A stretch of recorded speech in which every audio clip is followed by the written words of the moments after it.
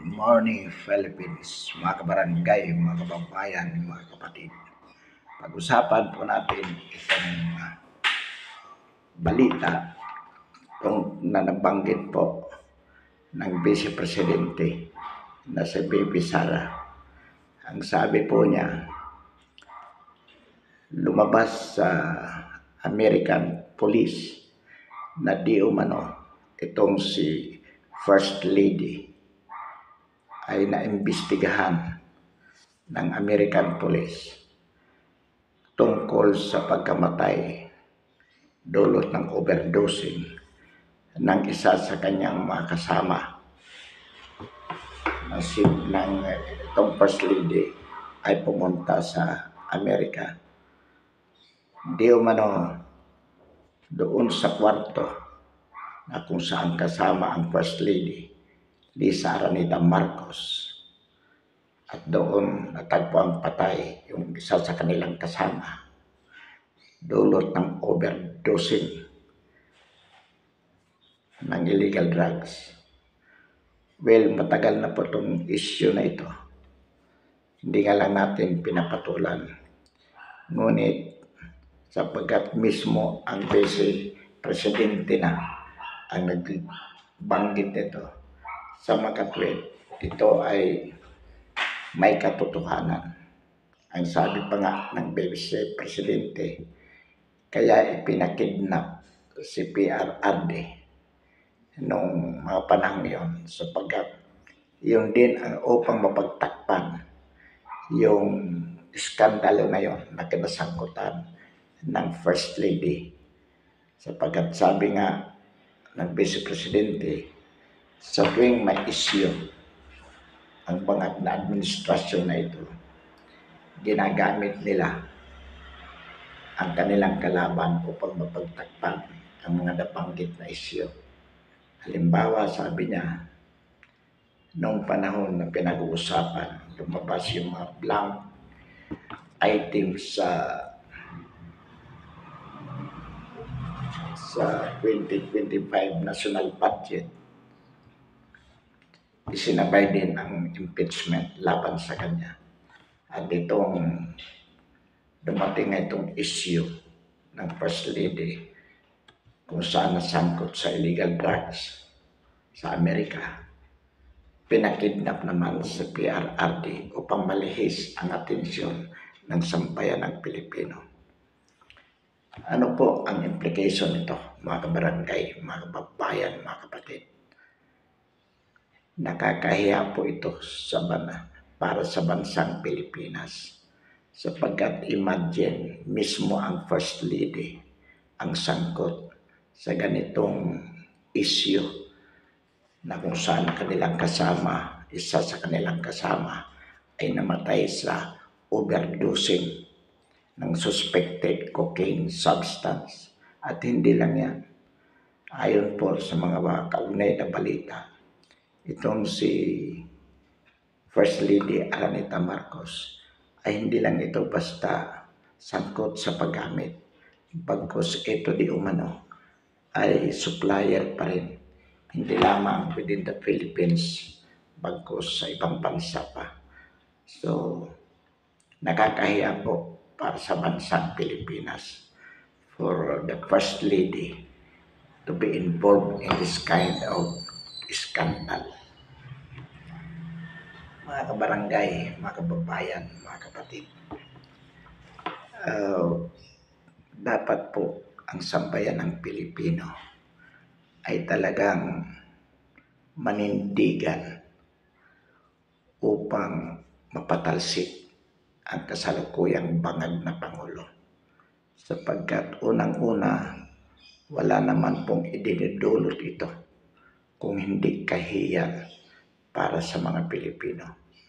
Halimbawa po, yung pagpapaaresto sa dating Pangulong PRRD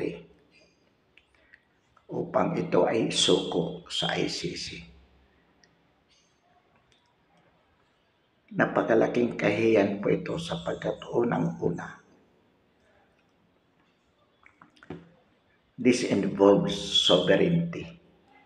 The Philippine government and effect submitted to the jurisdiction of the international community, na kung saan mismo ang kanyang mamamayan, in fact, hindi lang pangkaraniwang mamamayan, dating Pangulo Asdat, isinuko niya sa ICC upang doon litisin. Samantalang po, gumagana naman ang judicial system sa ating bansa. Assuming that PRRD is indeed guilty of the crimes of murder against the alleged victim of his war on drugs, dapat dito po siya litisin sa ating bansa. Bakit? Sapagkat gumagana ang ating judicial system. Ang jurisdiction ng ICC over a country being a member of the Statute of Rome is with respect to such situation wherein in the member country, the judicial system ay hindi gumagana. Kung sasabihin nila na hindi pwedeng litisin dito sapagkat matatakot, sapagkat hindi makakamit ng mga biktima ang katarungan, iyan po ay kalukuhan. In the first place, PRRD is no longer the president. Si PBBM na ang president. Kung sasabihin niya na hindi makakamit ang katarungan ng mga biktima dito sa Pilipinas under his presidency, so ibig sabihin napakagago niya, napakahina niyang Pangulo upang hindi gumana fairly ang judicial system ng bansa under his administration. Kaya wala pong basihan para sabihin yan. Sa pagsuko kay PRRD sa ibang bansa, we surrendered our sovereignty. Ang masama po dito, ang motibo ng kasalukuyang administration is purely political. That is for them to be assured of perpetually staying in power beyond 2020. Iyon po talaga ang tunay na motibo. At ito naman po ay nasasaad sa final report ng Senate Foreign Relations Committee chaired by Amy Marcos, na kung saan kanyang sinabi na talagang ang pagsuko kay PRRD is kidnapping, plain and simple, which is politically motivated upang manatili sila sa kapangyarihan beyond 2028 by eliminating PRRD and BP Sara Duterte. Kaya nga may nakaambang impeachment din ngayon against the BP, against the Vice President. So mga kabarangay, mga kababayan, itong kasalukuyang administration, bukod sa wala na pong ginagawang ikaw para sa kaunlaran ng sambayan ng Pilipino, lalo po tayo nasasadlak sa kahirapan. Ang pera ay ginagamit po pansuhol sa mga head of agencies of the government upang mapasunod ng bangag na Pangulo ang mga ito. Example po dyan, mga kabarangay, mga kababayan, mga kapatid, ang Congress, particularly the lower house, even the Senate, through the President of the Senate. Kaya nga ito si Chis Escudero, hindi pinipirma ng mga subpina na ini-issue ni Jaime Marcos laban sa mga government officials na imbestigahan para magkaroon ng linaw kung sino talaga at kung ano ang dahilan bakit isinuko si Pierre Andy sa ICC. Chis Escudero refused to sign the subpoena and even revoked the contempt of Juan Lacanilaw. So makikita po natin na ang Congress with ang Senate specifically under Escudero as Senate President ay talagang tuta ng Malacanang. In the same way that the lower house with Martin Romualdez as Speaker ay tuta din po ng Malacanang. Kaya nga itong mga investigasyon ng Quadcom, ng Tricom is designed para maparusahan si PRRD, magkaroon ng ebidensya ang ICC laban kay PRRD at magkaroon din ng ebidensya laban kay VP Sara with respect to her impeachment. Yun lang po ang ginagawa. Ang masama po dito, mga kabarangay, mga kababayan, mga kapatid, yung mga drug addict, mga pushers, ginawang bayani ng kasalukuyang bangag na Pangulo at ng bangag na administrasyon. Bakit nasabi po natin? Sila ngayon ang pinapaboran ng gobyerno. Kanilang ipinakulong si PRRD sa ICC dahil sa kanyang war on drugs. Na kung tutuusin po natin yung kanya pong ginawa na war on drugs, iyon po ang gusto ng sambayan ng Pilipino. Bakit po? Because if we remember his presidential campaign in 2016, sinabi po ni PRRD na kung siya mananalo bilang Pangulo, papatay niya ang mga adik, papatay niya ang mga criminal. And based on that campaign promises, he was voted president, which means that the Filipino people entered into a social contract with PRRD in 2016 based on those promises to eliminate the criminals. And he really did it. Kaya noong mga panahon yun ay talagang makikita natin na nagkaroon ng kapayapaan sa ating bansa. Ligtas maglakad sa lansangan sapagkat wala ng mga adik. Ang mga pulis takot gumawa ng krimen. During the pre-PRRD time, ang mga nasa likod ng illegal drugs ay mismo yung mga general ng PNP, mismo yung mga politiko, mayor, congressman. Kaya rampant, hindi masawata.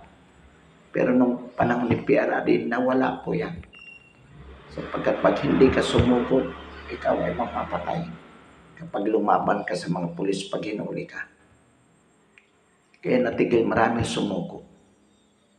Ngayon sa panahon ng bangag na Pangulo, nagbalikan po ito. It appears na sila ang ipinagtatanggol, pinoprotektahan ng kasalukuyang pamahalaan. Kaya ang mga pulis, ang mga politiko nagbalikan na naman para sila ang maging protektor ng mga drug pushers. Imagine, ang dami na namang kidnapping for ransom, pinapatay ang mga biktima. Ang dami ng mga biktima ng adik. Kailan lamang sa Antipolo, 7 ang pinatay ng mga adik. Pero sinasabi ng PNP, hindi social media lang ang nagpapalaki niyan. sapagkat based on our records, kumunti ang kriminalidad. Well, because they are manipulating the records, making it appears na kunti ang recorded crimes. Bakit? Sila yung mga nasa likod. Gusto nila magpapugi. Pero iba ang nararamdaman ng sambayan ng Pilipino. Iba po. Ngayon, hindi ka safety sapagkat laganap na naman ang mga addict, ang mga drug pushers. At ang masama pa dyan, mismo ang mga pulis ang mga kidnapper para pagkwartahan ka. Imagine, may narinig po tayo mismo sa loob ng Makati City Hall. Hinuli ng mga pulis. Hinuli ni Tory. Pinahuli ni Tory at padadala daw sa Dubai. Dahil yung babae may niloko daw sa Dubai. Ang sabi niya, dalhin niyo ako sa PAO. Sa RTC, nasa taas lang. Mismo ng City Hall, ang opisina ng PAO, ang opisina ng RTC. Ay hindi. Bagkus, dinala siya sa krami. So ang ibig po sabihin, sa halip ng mga pulis as protector of the people, sila mismo ang nagiging panganib sa sambayan ng Pilipino.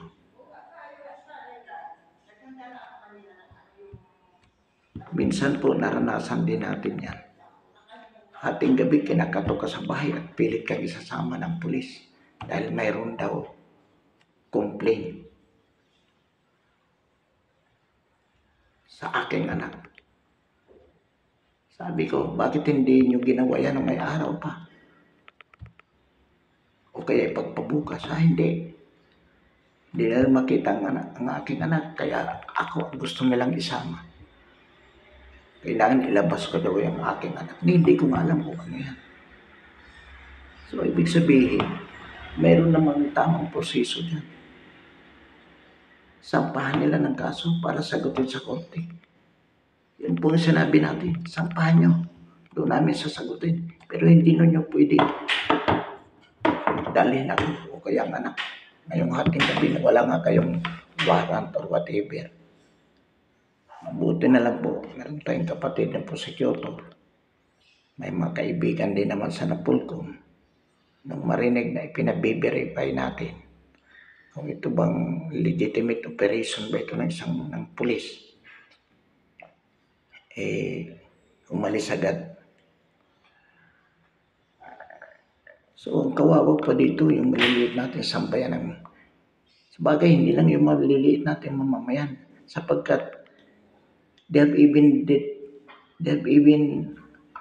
done it with PRRD, who is not an ordinary citizen, being the previous president of the Republic. Nagawa nila yun, napakidnap nila papuntang Netherlands sa Dahig. So in other words, under the situation with Bongbong Marcos as president being an addict one, wala na po talagang hindi naligtas ang sambayan ng Pilipino. Bakit? Kasabwat niya ang PNP. Umaabuso na ang PNP. Umaabuso ang mga opisyalis ng gobyerno. Bakit? Alam nila that they are being tolerated. Sa halip na sila ay disiplinahin, sila ay hinahayaan. Katunayan ngayon, mga pulis na rin ang mga protector ng mga illegal drugs. Because if the first family, si Lisa Araneta Marcos, mismo ang pusher, talagang lahat yan hanggang baba na nais maging addict at maging pusher ay talagang mamamayagpag. At yan ay itotolerate ng PNP sapagkat tolerated mismo ng presidente o ng Malacanang. Yan po mga kabarangay, mga kababayan, mga kapatid, ang mahirap sa ating kalagayan. Kaya nga tayo ay nananawagan sa pamamagitan ng social media na we have to be vigilant at huwag po tayong matatakot sa pananakot ng bangag na Pangulo. Kaya ang ginagawa nila ngayon para mapatahimik itong mga social media bloggers na nagpaparating na kung ano ang nangyayari sa ating bayan, nagpaparating sa sambayanan, ay gusto pa nilang pigilan sa pamamagitan ng pananakot. Iimbestigahan ka, sasampahan ka na ikaw ay sampahan ka ng kaso na ikaw ay fake news maker. Nang sa ganun, hindi mo matakot ka nang magkomento, magbigay ng reaction sa mga nangyayari sa ating kapaligiran. This is the characteristic of martial law. Itong nangyayaring ito ay talagang parang martial law. Imagine na isusuko mo ang dating Pangulo dahil sa kanyang war on drugs. Na kung tutuusin, yung kanyang war on drugs was the social contract he entered into with the Filipino people in 2016 election, presidential election. Bakit po nasabi natin yan? Sapagkat iyon ang kanyang campaign cry. Pag ako nanalo, lahat ng mga adik na yan na hindi tumigil sa pag-a-adik, kung pinakailangang mamatay, gagawin ko.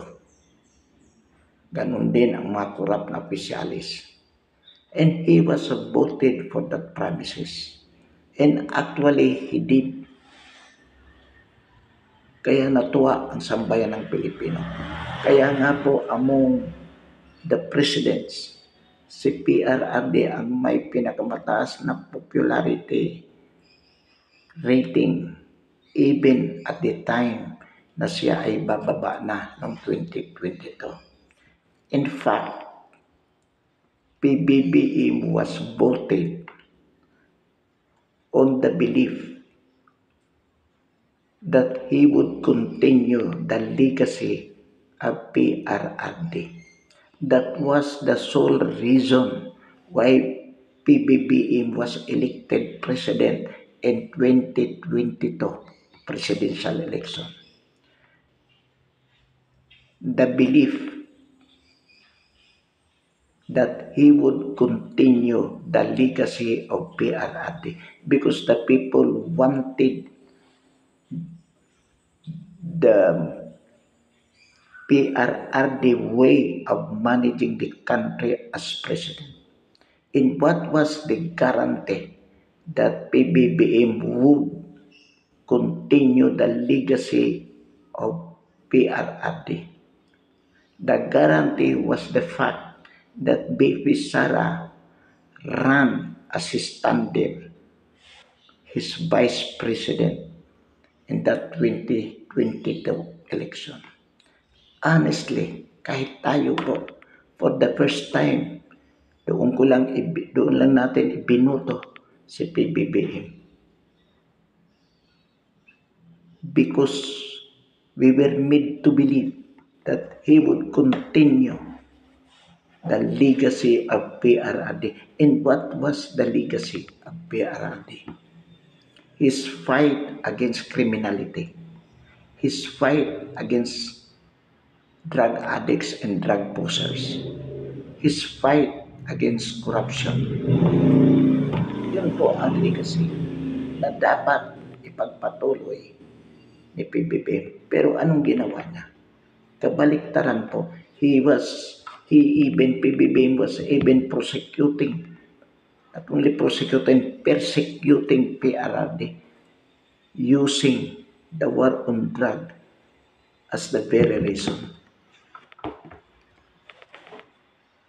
The war on drugs, which was the flagship of the Duterte administration, which was most loved by the Filipino people. Ang umaayaw lang po, ang nagagalit lang po doon ay itong mga addict at mga posers. And even assuming na mayroong pagpatay na nangyayari, that requires justice to be given to those who were alleged victims. Gumagana po ang ating judicial system. So dapat dito po siya titisin. Because the ICC under the Statute of Rome has jurisdiction only over the country with respect to those countries whose judicial system is not operating. With respect to the Philippines, nag-withdraw na rin po tayo kaya hindi na tayo. We are no longer bound with the Statute of Rome kasi nag-withdraw na po tayo. We are no longer member.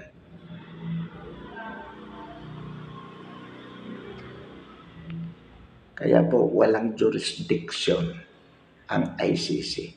Kung wala po itong jurisdiction, the warrant of arrest allegedly issued by it is illegal, has no legal effect as to the Philippines and as to PRRD. Kahit po yan padaanin sa Interpol. Kasi kung illegal yung warrant of arrest, it cannot be legally enforced by the Interpol. That being so, the Philippine government has no legal duty to cooperate with the Interpol. Katulad po ng sinasabi ng Administrasyong Marcos. Kalukuhan po yan. So ito pong pagkakakulong ni PRRD sa ICC is plain and simple kidnapping. Dapat po kasuhan ng illegal or arbitrary detention si Turi, si Marbel, sila Kanilaw at yung iba pa nasangkot dyan. Even yan si Bersame being the executive secretary, si John Vic Remulla, si Boyeng Remulla, lahat ng sangkot na nabanggit nga doon sa report ni Jaime Marcos ng kanyang investigasyon sa Senado. Dapat po managot at ang pagkaalam po natin, sinampahan na sa ombudsman ang mga nabanggit na opisyalis. And umaasa po tayo ng ombudsman ay maninindigan at pananagutin.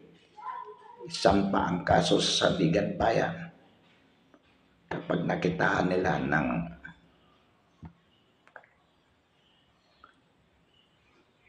talagang sapat na ebidensya na kung tawagin po in the judicial parlance ay certainty of conviction.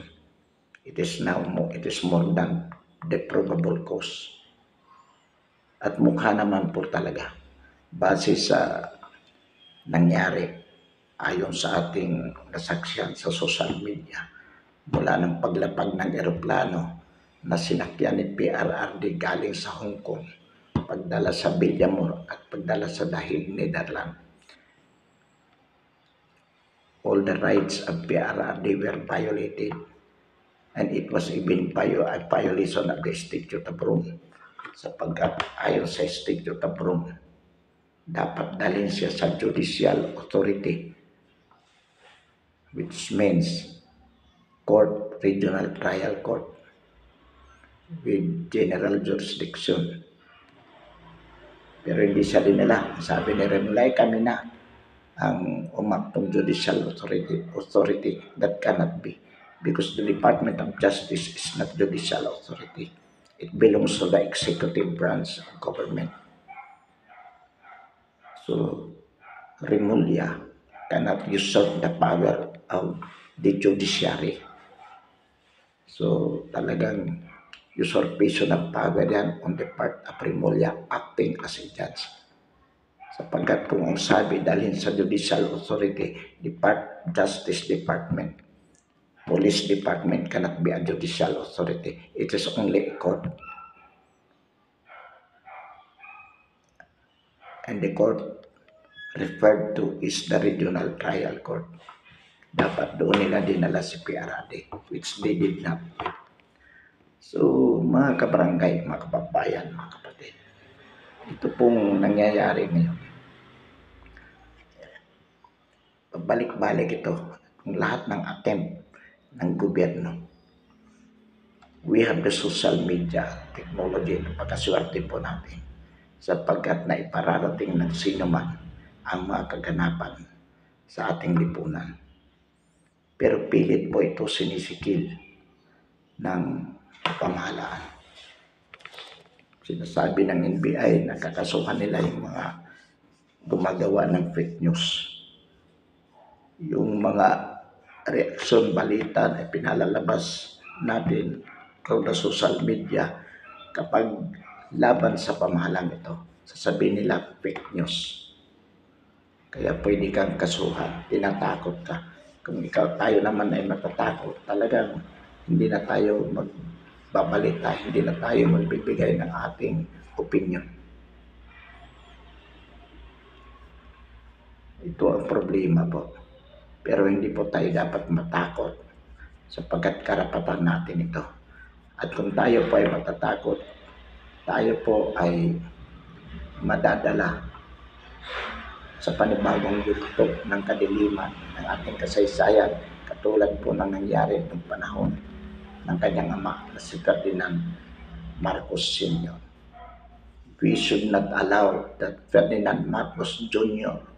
will once again bring this country into the darkness of dictatorship. No.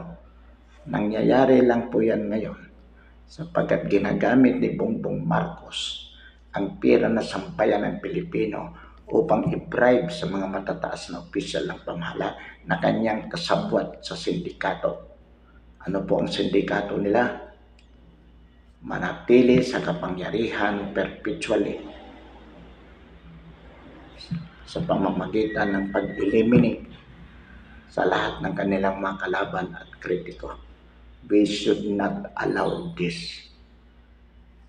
My friends, kailangan labanan natin ito sa panahon na mayroon pa tayong lakas na lumaban. Kailangan labanan natin ito habang ang bangag na administrasyon ay hindi pa ganong kalakas upang sikilin ang lahat ng gipitin ang lahat ng mga taong lumalaban sa kanila.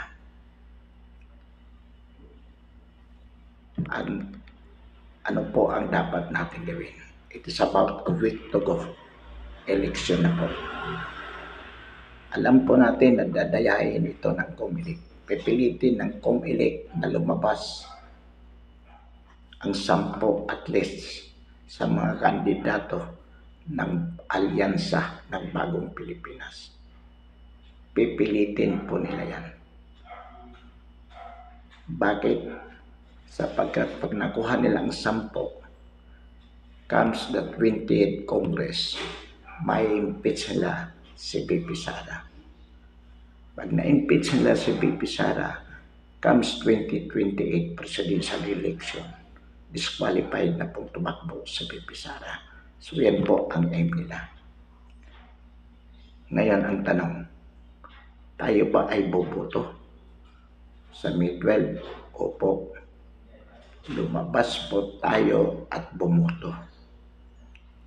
Iboto po natin straight Duterte 10. Plus yung dalawa na inendoso either ni PRRD or ni VP Sara in the person of Jaime Marcos at Camille Villar. Or kung ayaw naman kay Jaime, si Hunasan o si Kirby sapagkat sila ay inendoso ni PRRD. Bakit po? Nang sa gayon, hindi po ma-impeach si VP Sara sapagkat sa impeachment po, kailangan ang 16 senators, 16, yung nakaupo sa kasalukuyan na 12, plus 6 dito sa bagong papasok. So para ma-neutralize po, masigurado na hindi po makuha nila ang numero ng 16 para ma-impeach si Inday Sara, iboto po natin ang Duterte 10 at dalawa doon either sa inendoso, but I suggest na itong inendoso ni BP Sara. Sapagkat masigurado naman na hindi ito babaliktad kay BP Sara by voting for her impeachment. Kailangan po. Sapagkat kung hindi tayo lumabas at bumoto at natalo po ang PDP Laban, nanalo ang bagong alyansa, ang alyansa ng bagong Pilipinas, wala po tayong basihan na talagang dinaya tayo. Bakit? Hindi naman tayo lumabas at bumoto. Whereas kung tayo ay lumabas at bumoto at nanalo pa rin ang kandidato ng bangag na Pangulo, alam natin na dinaya. Sapagkat bakit mananalo yan? Dahil hindi naman natin ibinoto yan. So ito po ang ating pakiusap sa sambayan ng Pilipino. Lumabas po tayo sa May 12 at iboto po ang Duterte plus yung dalawa either na inendoso ni BP Sara or the PRRD. Sigurado po na talagang hindi ma-impeach si BP Sara. Bakit kailangan maprotektahan natin? Nang sa gayon, comes 2028, makatakbo po siya for president. At pag nakatakbo siya, posible siyang manalo against Marta Romualdez or Rapi Tulfo or any presidentiable. At pag si BP Sara po ang nanalo, sigurado tayo, it can even be more than Duterte legacy ang magagawa ni BP Sara for the Filipino people. Yan po ang dahilan kung bakit ipinaglalaban po natin si BP Sara. We believe that she can do more than what PRRD even did during his presidency. Bakit po? Ibata pa si BP Sara. Malaki ang nagagawa ng the vigor of the youngness, particularly in the management of the country. So mga kabarangay, mga kababayan, mga kapatid, hindi po tayo nagsasawa upang ito ay banggitin at ipakiusap sa sambayan ng Pilipino kung mahal po natin ang ating bayan. Kapag ang nangyari po ay nanalo pa rin ang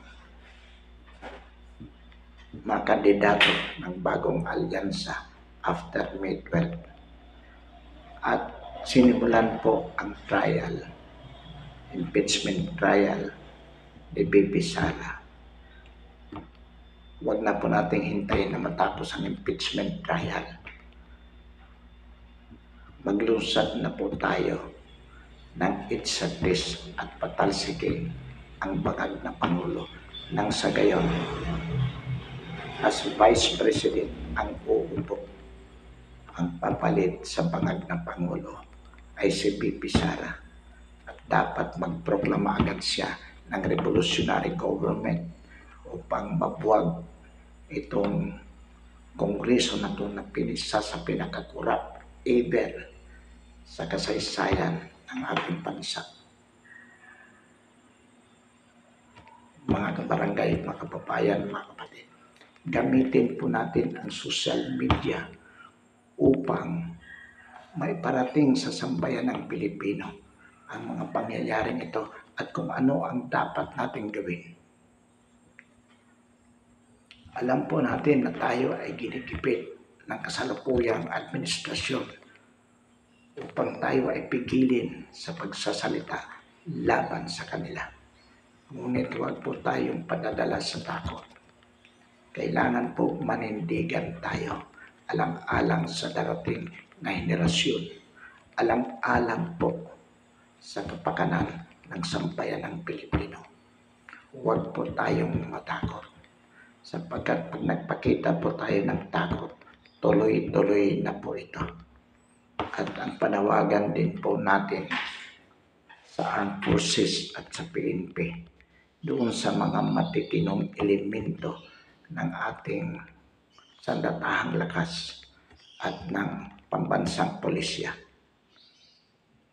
Habang may panahon pa po, let us support the people. Alam po natin marami pong matitino dyan. Alam po natin na maraming ayaw sa ginagawa ng ating pamahalaan. Dahil kitang-kita naman po ang kabuktutan ng kanilang mga ginagawa. So, doon po sa matitinong elemento ng PNP at ng Armed Forces na alam po natin ay marami pa rin. Ang atin pong pakiusap, suportahan kung ano ang gagawin ng sambayan ng Pilipino. Suportahan po ang gagawin ng mamamayan na patalsikin ang bangag na Pangulo. Sapagkat kung titingnan po natin, wala na pong magagawang matino ito. 3 taon na ang nagdaan. Wala po tayong nakita na kagandahan pabor sa mamamayan na ginagawa ng kasalukuyang pamahalaan. Lahat po ay pambubudol. Yung 20 pesos per kilo na bigas na ang sinasabi nila ay katuparan ng kanyang pangako ng kumpanya na 20 pesos na lang ang kilo ng bigas. Una po, as to timing, masasabi natin na vote buying ito. Vote buying po ito. Bakit inilabas na 2 linggo na lamang ay eleksyon na? Pangalawa po, ito ay cover up lamang para babango sapagkat bagsak ang approval at performance rating ng bangag na Pangulo.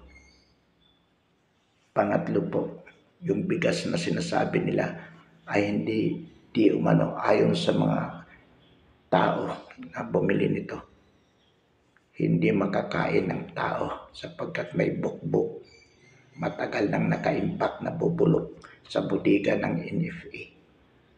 Ganon kakurap sapagkat kung matino po ang namamahala, dapat yan noon pa inilabas na at ibininta ng 20 pesos per kilo. Pero bakit kailangan hintayin mong mabulok at saka mo ibibinta sa panahon pa ng eleksyon? So dito po makikita natin na wala talagang matinong nagawa sa loob ng 3 taon ang kasalukuyang pamahalaan. At lalong wala itong magagawa sa darating pang 3 taon. Panggigipit lamang sa mga kalaban. Patatahimikin ang mga vloggers na kumakalaban sa administrasyon. Yan po ang magagawa. Pero kabutihan para sa sambayan ng Pilipino, naniniwala po tayo na wala na itong magagawa. Kaya hindi na po ito dapat manatili sa kapangyarihan. Otherwise, lalo pong malulubog sa kapahamakan ang sambayan ng Pilipino.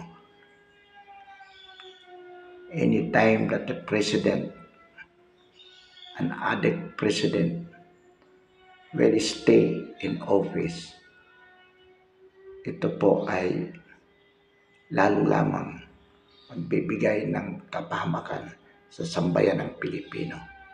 Kaya dapat hanggat maaari po, kung hindi ito magbibitiw at mukhang hindi naman talaga ito magbibitiw, dapat ito ay patalsikin ng sambayan ng Pilipino sa pamamagitan ng paglulunsad ng EDSA-3. At ang ating pakiusap sa Armed Forces at sa PNP, suportahan na lamang po natin ang gagawin ito na sambayan ng Pilipino. Mga kabarangay, mga kababayan, mga kapatid, huwag po nating titigilan ito. Manatili po tayong vigilante at magkaisa. Magsama-sama po tayo upang labanan ang bangag na Pangulo at ang kanyang bangag na administrasyon alang-alang sa kapakanan ng darating pang henerasyon.